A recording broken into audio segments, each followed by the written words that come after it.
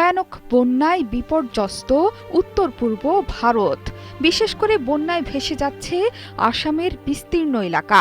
আসাম, মিজোরাম, সিকিম এবং অরুণাচল প্রদেশে বন্যার কারণে মারা গেছেন অন্তত ৩০ জনের বেশি মানুষ। পূর্ব ভারতের এই বন্যার পানি এখন ধেয়ে আসছে বাংলাদেশের দিকে।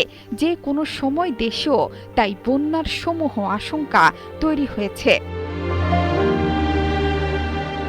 প্রবল বৃষ্টিতে বিপর্যস্ত কর্ণাটক, মহারাষ্ট্র সহ দক্ষিণ ভারতের একাধিক রাজ্য।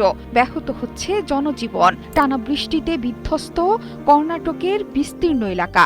বিশেষ করে ভূমিধসে ক্ষতিগ্রস্ত হয়েছে রাজ্যের উপকূলবর্তী অঞ্চলগুলো। এখন পর্যন্ত কর্ণাটকে মৃত্যু হয়েছে ৫ জনের। টানা বৃষ্টিতে এরই মধ্যে ভেসে গেছে আসামের ৬টি জেলা। ক্ষতিগ্রস্ত ১০,০০০-এরও বেশি মানুষ।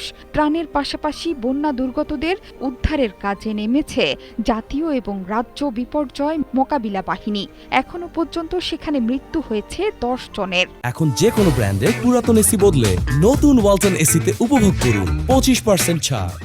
তবে মৃতের সংখ্যা বাড়তে পারে বলে আশঙ্কা করা হচ্ছে। আগামী কয়েকদিন আসামে ভারী বৃষ্টির সতর্কতা জারি করেছে আবহাওয়া অফিস। এমনকি পরিস্থিতির আরও অবনতি ঘটার শঙ্কা আছে। ভারী বৃষ্টিতে বিপর্যস্ত উত্তর পূর্বের আরও ৩ রাজ্য মণিপুর, মিজোরাম এবং অরুণাচল প্রদেশ। ভূমিধসের পাশাপাশি একাধিক জায়গায় তৈরি হয়েছে বন্যা পরিস্থিতি। প্রবল বৃষ্টির জেরে মিজোরামে মোট ৫টি হোটেল ধসে গিয়েছে। প্রবল বৃষ্টিতে কার্যত বেহাল দশা উত্তর সিকিমের। ভারী বৃষ্টিতে বিভিন্ন স্থানে দেখা দিয়েছে ভূমিধস। বিপদসীমার ওপর বইছে খরস্রোতা তিস্তার পানি। শুক্রবার বিপর্যয়ের পর লাল সতর্কতা জারি করা হয়েছিল সিকিমে।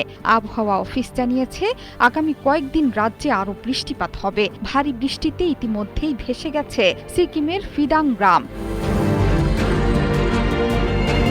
বৃষ্টির তাণ্ডবে বিপর্যস্ত বাংলাদেশও। আকাশ ভাঙ্গা বর্ষণে দিশাহারা জনজীবন। বৈরী আবহাওয়ায় এরই মধ্যে দেশের বিভিন্ন এলাকায় বেড়েছে বানের পানি। বঙ্গোপসাগরে সৃষ্ট নিম্নচাপের কারণে টানা বর্ষণ হয়েছে দেশে। উজানের পাহাড়ি ঢলে বেড়েছে নদীর পানি।